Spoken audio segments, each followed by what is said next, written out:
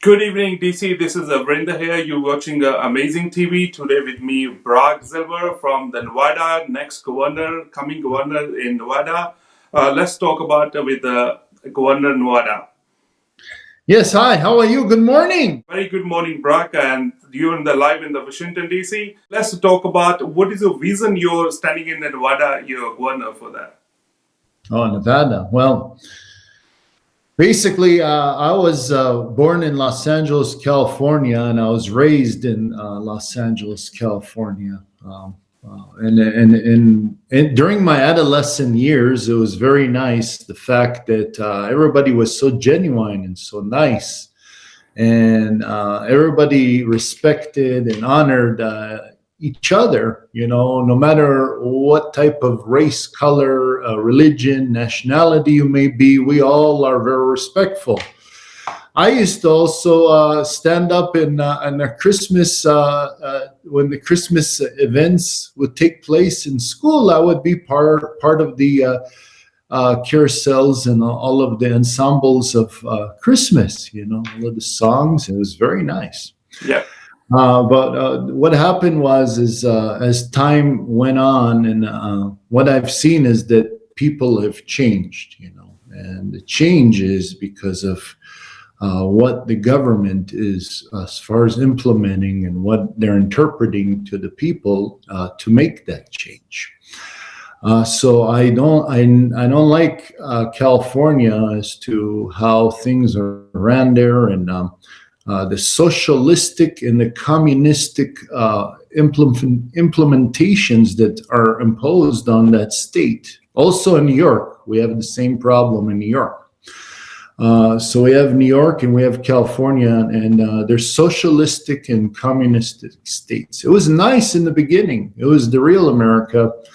But as time went on, unfortunately, that's what has been. And I think it's wrong. I know it's wrong. And that isn't the fundamentals and the constitutional rights that we have here in the United States. So I'm basically, I was tired, and I just moved on to Nevada, where Nevada, it is and will be always the real America, and the same correlations as I grew up, So let's talk about the COVID thing. So, how's the situation in Nevada actually right now? Well, Nevada, as far as there is a lot of growth. We actually, our housing is up. As far as I believe our current governor, as to what he's done, and he basically shut down casinos and industries here. He done a lot of damage, and it is trickling effect. But a lot of influx of people are coming in here to Nevada. And the reason being is the affordability. That's number one. Number two is also there is no communistic and socialistic stances here. So our constitutional rights are here in place. They're trying to take it away from us because here in Nevada, it is a so-called democratic state, but in my eyes, it's not democratic. It's a Republican state. We have the whole state in red except 2 counties, which are controlled by Democrats, and we're going to change that. It's going to be flipped to red. So the state will be flipped to red, no question, because this is not a socialistic or a communistic or a democratic state, just to clarify that. So and Nevada have so many homeless people, and we see and what do you do for that if you're coming in the governor next? As far as the homeless situation is, what I like to do is I like to work with nonprofit organizations that will build communities for the homeless and for our veterans, our homeless veterans and veterans as well, where it's a community. They're actually homes within the community that are built, and then there is a a structure or a recreation gathering room, a facility for the vets or for the homeless to come and facilitate themselves. And you also, for you give him the house as well. What about the job? You create the job as well for Yeah, homeless? yeah. So what's going to happen is in the facilities that will have the cures for mental illness. Okay, we'll have the cure for substance abuse, and we'll have job recruitment. We'll have job recruitments, and we'll have they could go into the military to jobs and back in society. So where they have lived, have the option to buy the home as well. So they could buy, and then we'll have affordable housing, That's so that that's that's that's a good idea. everybody could own a home. I want everybody to own their own home. You should Yeah, own that's your good. own.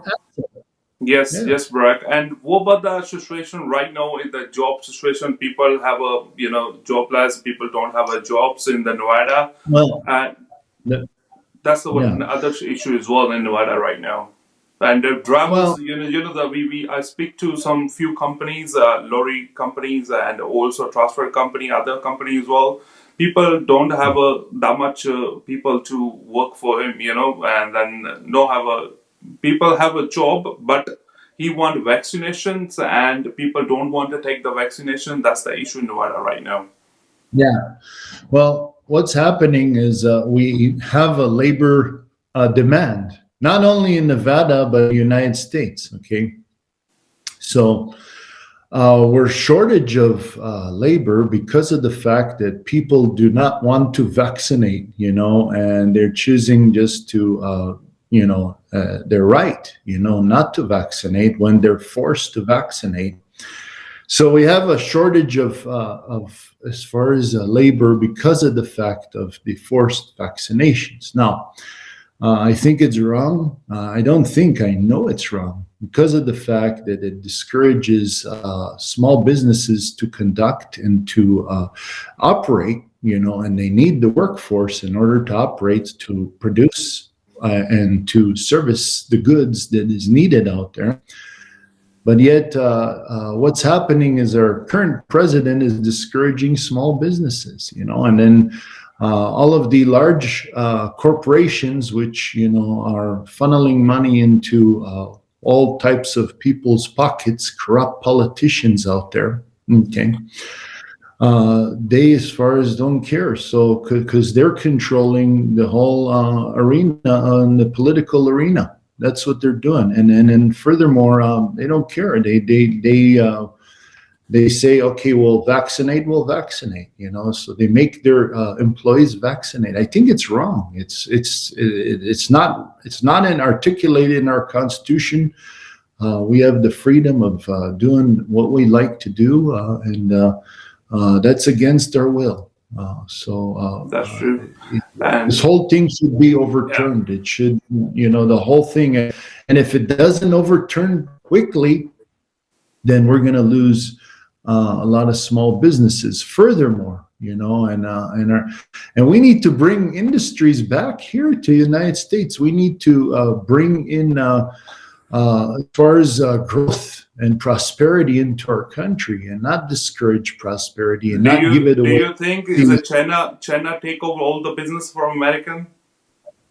Well, Chinese, you have to understand the Chinese regime, they're a communist regime, and what they're doing is they're buying up everything. They're here in the United States, and they're just buying up things, just left and right. I mean, they don't have to send troops here, and men and women in military. They just use their money now these days. So not only they're buying corporations here, and they're buying real estate, they're buying land here in the United States, also in all parts of the world. So they want to control, and they want to have influence, and to have this influence, they also buy our politicians, our corrupt politicians, sitting in office today. What do you think? Well, You say they're basically selling us short.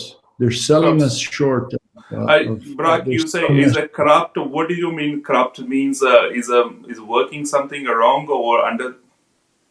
Uh, I'm sorry. What? I'm sorry. What are you saying? I'm saying, you say the corrupt Corrupt politician. meaning Yeah, corrupt. Let me tell you what corruptness means. Okay, yeah, please.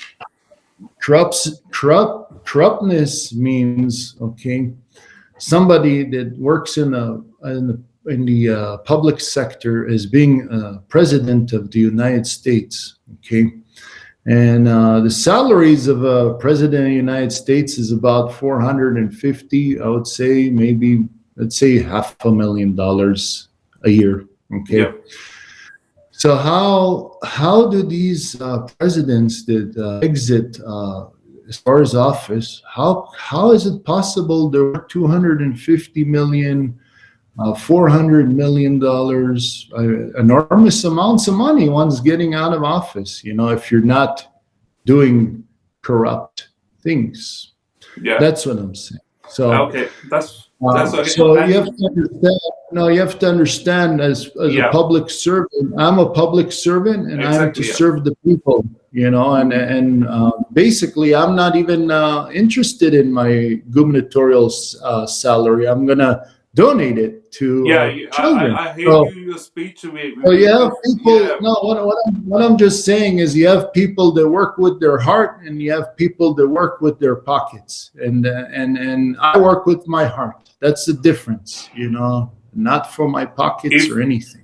Brock, if you're coming in governor in 2020, and what is your first step you taking out, and for Oh, good you're for saying as Nevada? far as when I go straight in as governor, straight in office, right then Yeah, and there. yeah. Well, no. I'm, I'm, What is your next step? What is your first step? When you in the governor is the 2022 in the election next one, and if you're the uh, governor, what is your next step? First, you do changing in Nevada. Oh, okay. Well, first step is right when I get in office, I'm gonna sign out the critical race theory out of the schools. And furthermore, I'd like to enhance our educational systems and bring them up to number one stances. So, people will be more encouraged to come to our beautiful state of Nevada and enroll their children in our public school systems, and also teach them curriculum so they're ready when they exit high school. They know exactly where they're going and what they're going to do. So basically, very important. I'm going to also encourage self-sufficiency as my state of Nevada.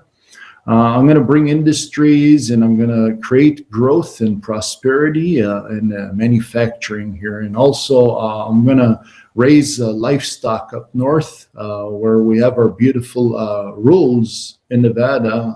Go up to Churchill and Fallon, and you go up to Washoe. It's all livestock and green and beautiful. So I want to cultivate and grow our own vegetation and fruits and all of the beautiful things that we have in our supermarkets. And then furthermore, I would like to bring the pharmaceutical industry in here so that we have pharmaceuticals here as well. So I don't want to have anything to do with any other country, so we have everything here. And those are neighboring states in the United States. They're welcome to buy their goods here instead of China, or any other country. So that's what I'd like to Brock, do. if you bring the industry in Nevada, and then we have a shortage of labor, and you think so immigration need a little bit relief, we can bring the people from outside to work in United States in America? Absolutely. I absolutely believe we could, as far as what my plan is. Okay. I'm already talking to you like I'm the president. I'm not the governor anymore. No, Okay. I'm just one telling you day now. Now we I'm wish going you to be all in the the. best. I'm going to be. I was in the governor's seat. Now I'm going to go in the president's seat. Of Okay. course, yeah. I as a president, the vision that I have in regards to immigration Hmm. is very simple. Vetting as far as our people. First off, the border walls need to be erected. We have steel that's laying down over there, and our taxpayers that paid for this. So we need to, as far as erect those border walls, and we need to protect our borders. And we can't just let anybody in. We have to vet the people who want to come into this country. We are all immigrants. I mean, we all are. We're a melting pot. But we have to come in here legally in the right way. So we encourage angels over to our country. Well, we don't need devils. Devils, please. Only angels, people that can attribute to our communities and do wellness. And we need good people here. We need talented people. Yeah. So the way I would do. Yeah. Sorry, Brad, if you want to run industry in America, we need to relieve from the immigration as well. Then we can bring the people from outside to in the country, United States. He can work for with us, and we can raise the taxpayer money more. Yeah, and also, they attribute to the tax system. What my plan is I'm talking to you as president, is that I have a 3-point plan, and my first point is we give them a work permit, so they're enabled to work. Okay, they're good people. We vetted them. They're clean cut, beautiful people, beautiful families coming in here. We give them a work permit. They're able to work for 3 years. It's like a provisional start time period. Okay, after 3 years, they've done good. They've attributed to our tax system.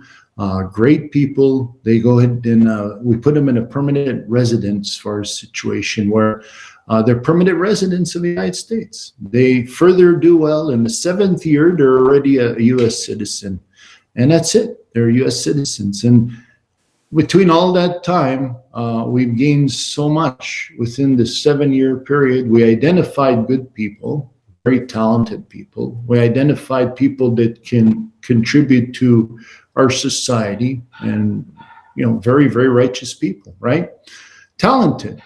And then furthermore, another 3 years, they continue on, and then they're U.S. citizens. So we need a lot of labor force. We need a lot of talented people, very, very smart, intellectual people, and that's what this country is all about. So I encourage this program, and this is the program that I put together. Me, and I should say the First Lady as well. I should mention my wife. We always talk and collaborate, and so it's not only me, it's her as well. So I can't always. You work hard. You've been in the DC. I see that she's standing. I've been in the few embassies as well. I talk about the business, oil things. Arab countries, and oil right now is a very high price. Is more than $5.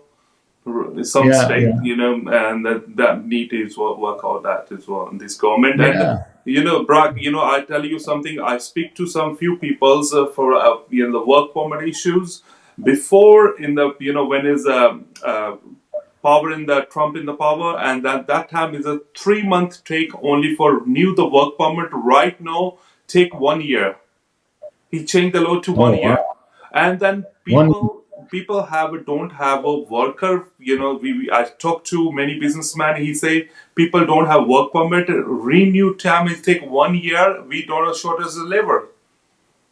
Yeah, and also things are untraceable too, because people are going to work. If they have to work, they're going to work.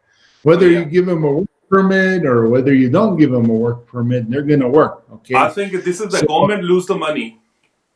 So basically, we're losing not only money in our tax-paying system, we're also losing, an understanding who the individuals are in our country. Exactly. Yeah. Which it doesn't make sense. It just doesn't make sense. No, I think the work permit issue like that within a week or 2 weeks we just release it. This is a good for America. Actually. No, I mean, if they're good people, give them a work permit. Exactly. Yeah. If a clean history, everything, just release him within 2 weeks is good for his country. If he's a worker, then you bring the money in the country. Exactly. And then and then they're contributing to our taxpayer system, and they're not reliant on anybody. They're not reliant on us taxpayers. They're not reliant on no one. They're reliant on themselves because they're working, and they're also attributing their tax dollars to our beautiful country. So Exactly. Yeah. they're self-sufficient as human beings, and they deserve to work and do the functions that is needed and never discourage. And what this country is not about discouraging. This country is about encouraging. Exactly. And, Brock, what do you have a vision for a highway and for road structure in Nevada? Just tell me Yeah, more. basically, the way I see it, I know he's going to bring in about $4 billion now, because ever since I've been to Nevada, everybody's taking my stances and views, and they've been, they're following me, and a lot of these people that are in political positions within Nevada, they always listen very close to me. And it's great. If I could be an attribution and a contribution to what I say and things happen, I mean, that's beautiful. So basically, I understand the infrastructure bill has been signed, and out of I think the $1.2 trillion infrastructure bill, $4 billion is coming here to Nevada for infrastructure. So what I like to do, okay. First off, I would like to widen the highway between. We have a highway that's a 95. I believe it goes up to Reno, from Clark County to Reno. That highway needs to be widened, and also furthermore, you'd have to have, I would believe, 3 lanes on each side with a divider. That's beautiful.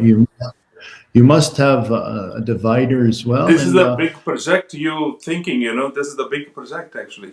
yeah, but the thing is, it invites more people to the regions and within the rules, and invites more growth within the rules as well. There's a lot of towns along the way that are just small little towns, and I mean, it's amazing what we have here in Nevada.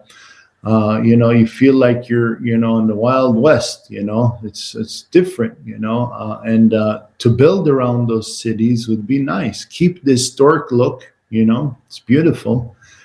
Preserve all of that, and then just build on around that city or that little town. And there's a lot of towns as such. Furthermore, there needs to be more stops along the way for gas and for essential foods, or stops along the way. There's not too many stops along the way. That's good idea. That we grow the business as well for everyone. That's for good Yeah, opportunity for everyone, for business, a gas station, and economy as well. yeah.